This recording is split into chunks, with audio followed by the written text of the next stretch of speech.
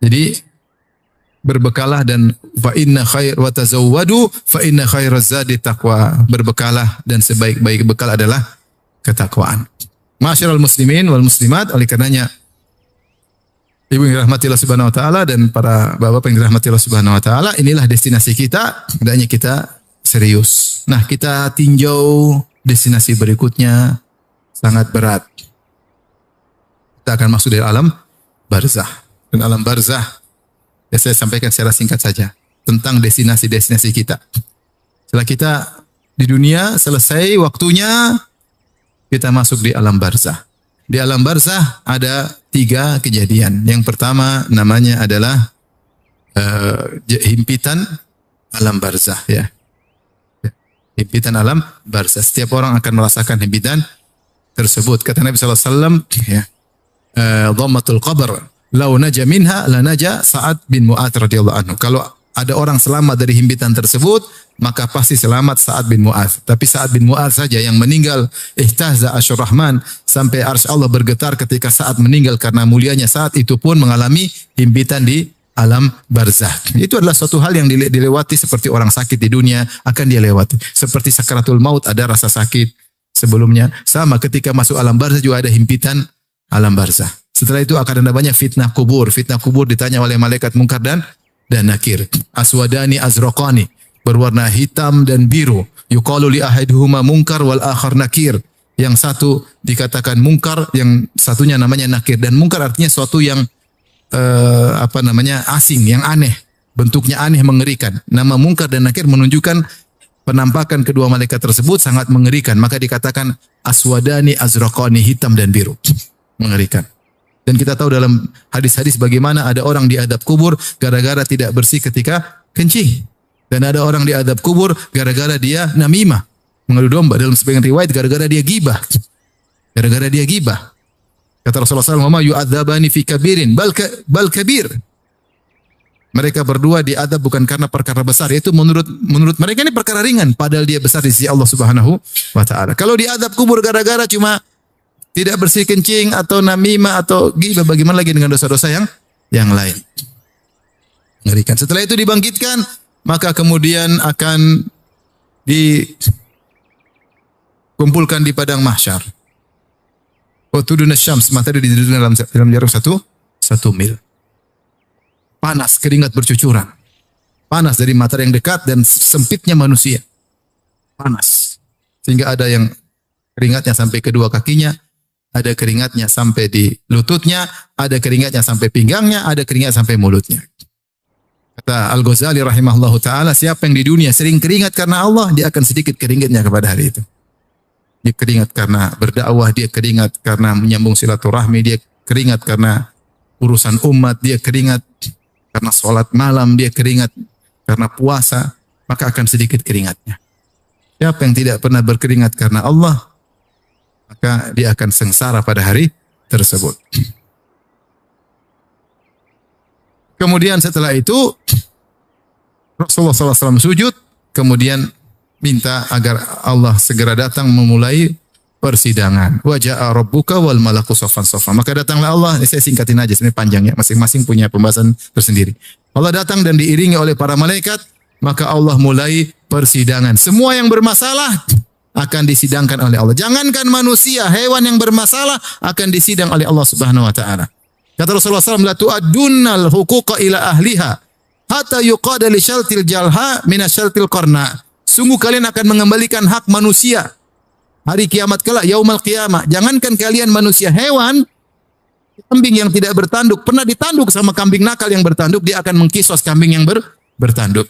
Makanya dalam hadis Abu Dzar, ketika Rasulullah SAW melihat ada 2 ekor kambing yang saling tanduk-tandukan, tantatihan, maka Rasulullah berkata, ya, 5 tantatihan. Kenapa 2 kambing tersebut saling tanduk-tandukan? Kata Abu Dzar, la adri, aku tidak tahu. Kata Rasulullah SAW, walakin Allah yadri. Tapi Allah tahu kenapa mereka 2 saling tanduk-tandukan. Fasayaqdi bainahuma yaumal qiyamah. Dan Allah akan menyidang mereka berdua pada hari kiamat. Yaitu Rasulullah ingin bilang, jangankan kalian hewan aja disidang, apalagi kalian. Awwalu ma yuqda bainan nas fid dima. Kemudian Rasulullah yang pertama kali disidang urusan darah. Ngeri urusan darah. pernah bunuh, yang pernah ini, yang pernah mukul itu pertama di sidang. Sampai orang yang pernah dibunuh, dia berdiri pegang tangan yang pembunuhnya sambil satu tangannya memegang kepalanya. Kemudian kepalanya berbicara, "Ya Rabbi, hadza qatalani." Ya Rabbku, dia telah bunuh saya. Allah tanya, "Kenapa kau bunuh dia?" Kalau karena jihad, karena fisabilillah, selamat. Kalau enggak, binasa hari tersebut. Semua akan disidang. Hatta latmah, satu tamparan, satu kata-kata. Zalim kepada orang, semua akan disidang. Semua akan disidang. Makanya hati-hati, jangan zalimin orang. Jangan makan harta orang lain. Jangan menjatuhkan harga diri orang lain. Jangan pernah mukul orang lain. Jangan pernah punya andil dalam memukul orang lain. Jangan sama sekali. Kita dizalimi enggak ada masalah. Kita dizalimi, kita akan ambil hak kita di akhirat. Tapi kalau kita yang menzalimi, kita binasa. Kita binasa. Kata Rasulullah SAW, "Adzulmu dzulumatun yaumal qiyamah." Bahwasanya kezaliman adalah kegelapan yang bertumpuk-tumpuk pada hari kiamat kelak. Orang akan sengsara pada hari tersebut, orang-orang yang zalim. Orang yang zalim. Mengerikan. Tapi orang yang baik akan bahagia. Intinya setelah disidang, kemudian dihisab. Dihisab. Hisab itu apa? Diaudit. Allah audit. Kau pernah begini, kau pernah begini, kau pernah begini. Semua diklasifikasikan. Ini amal soleh, ini amal buruk. Fungsinya audit. Antum kalau diaudit KPK takut nggak? KPK. Dia baru buat catatan, ketahuan. Oh ternyata kita kemarin kumpul-kumpul ketahuan. Itu baru catatan ke KPK. Gimana lauhil mahfuz? Kalau ada orang buka akun kita misalnya, kemudian dia bongkar, itu kita sudah ketakutan. Gimana lauhil mahfuz? Semua terbuka. Mengerikan. Hari yang sangat dahsyat ketika itu. Maka Allah hisab, intinya tujuan hisab adalah audit untuk mengklasifikasikan. Jadi Allah benar enggak? Mau debat silakan. Gak ada yang berani debat sama Allah. Kalau di dunia kita bisa bawa pengacara, kita bisa sogok hakimnya. Di sini mana bisa? Di Allah, di akhirat mana bisa? Saksinya malaikat, saksinya kulit berbicara, kaki berbicara. Ada catatan amal, mau lari dari mana? Nggak bisa. Karena Allah Maha tahu segalanya. Setelah itu, setelah diklasifikasikan, baru kemudian ditimbang. Dan ketika seorang dibangkitkan, sudah mulai kelihatan orang-orang kafir bagaimana dibangkitkan dalam kondisi terbalik, matanya buta, tuli, bisu, jalan di atas kepala, wajahnya hitam, matanya biru, itu orang kafir. Pelaku maksiat dari kaum muslimin juga kelihatan. Yang suka minta-minta untuk tanpa mau kerja, malas minta-minta melulu, maka akan datang pada hari kiamat kelak, walaisa ala wajhi muz'atul lahmin, maka wajahnya tidak ada dagingnya, dia tidak punya malu selama ini. Yang sombong akan dibangkitkan seperti ukuran semut, badannya seperti manusia. Yakshahumudzul fi kulli min kulli makan. Dihinakan dari segala arah. Dulu waktu dunia merasa sombong dengan ilmunya, dengan jabatannya, dengan kekayaannya, dengan mobilnya. Sombong bangga, hari kiamat nih kayak semut hampir diinjak-injak sama hewan-hewan, diinjak-injak oleh manusia. Selama ini merasa besar, Allah akan kerdilkan dia pada hari kiamat kelak. Yang punya istri dua tidak adil, oh miring. Saya aja sekarang kaki saya sedang sakit. Miring di dunia aja udah sakit. Apalagi miring di mana? Di akhirat. Yang mana ketemu kawan, istrinya 4. Saya bilang hati-hati Pak. Waktu saya ketemu dia sebelumnya istrinya 3. Saya bilang hati-hati Pak. Ya. Dia bilang Ustadz saya mau yang keempat, saya mau nikah sama orang Afrika insya Allah. Kenapa? Saya penasaran, pengen tahu anak saya seperti apa. Akhirnya saya ketemu dia lagi, baru beberapa hari lalu. Mana Pak? Jadi Afrika enggak? Hati-hati Pak. Saya saja kaki sakit, miring enggak enak. Makanya Ustaz saya 4 biar seimbang katanya. Bisa aja Bapak ini katanya. Hati-hati kata Nabi SAW, man kanat lahum ra'atani famala ila ihdahuma ja'a yaumal qiyamati wa shikuhu ma'il. Siapa yang punya istri 2 kemudian condong kepada salah satunya, datang pada hari kiamat badannya miring. Ya akhi ente kenapa akhi? Miring kenapa akhi? Ente kenapa? Istri 2. Lu saya tahu istri cuma 1, satunya saya sembunyiin. Miring. Waliyadzubillah. Tapi kalau adil tenang, kalau enggak adil miring. Kasihan. Betapa banyak praktisi poligami yang tidak adil. Hati-hati. Antum tenang aja kalau satu aman. Lurus insya Allah. Jadi ini menunjukkan bahwasanya tidak adil kepada istri dosa besar karena diancam dengan siksaan khusus.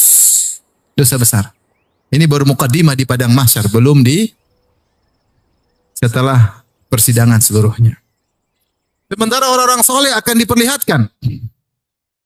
Orang yang rajin bersedekah, orang yang meninggal dalam kondisi ihram, orang yang mati syahid, orang yang senang puasa, orang suka adzan.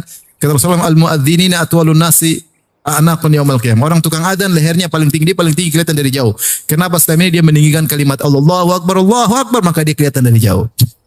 Orang yang berpuasa, maka bau mulutnya harum. Ya. La khaluf fami shaim atyabu indallahi min rihil misik. Sungguhnya aroma mulut orang yang berpuasa lebih harum daripada minyak kasturi. Sebenarnya mengatakan di akhirat. Orang yang mati syahid dia bangun dalam kondisi tubuhnya berdarah. Al-launu launu dam, warnanya warna darah, warihu rihul misik, tapi aromanya aroma minyak kasturi.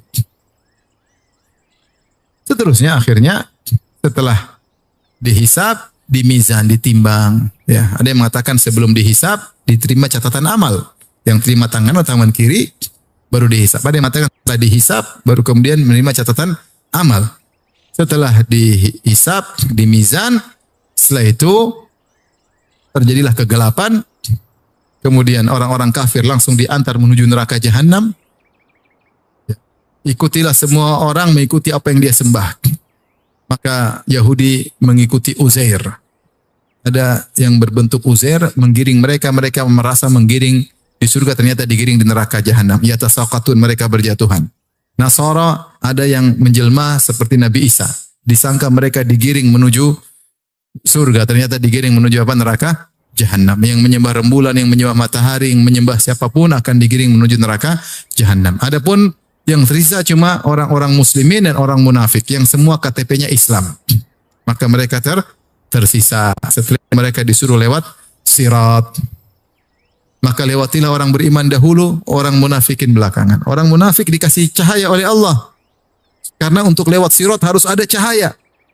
Ketika dia pegang cahaya sudah senang, tahu-tahu cahayanya diredupkan oleh Allah Subhanahu wa taala. Ketika itu orang-orang beriman berdoa, Rabbana atmim lana nurana wa ghufir lana. Ya Rabb kami, sempurnakanlah cahaya kami, jangan diredupkan seperti orang munafik. Wa ghufir lana, ampunilah kami tahu dosa kami yang membuat cahaya redup. Ampunilah kami agar cahaya kami tetap bertahan. Maka berjalanlah orang-orang melewati sirat. Orang munafik semua masuk neraka jahanam, neraka paling dasar bahkan. Orang beriman, maka tiga, ada yang tercabik-cabik, akhirnya jatuh ke neraka jahanam. Itu orang-orang yang dosanya tidak harus, orang dosanya membuat mereka masuk neraka, tapi mereka mukmin, masih Islam. Cabik-cabik masuk neraka. Nanti suatu saat mereka akan keluar. Yang kedua tercabik-cabik, ya, tetapi tidak masuk neraka. Najin, mukardas najin.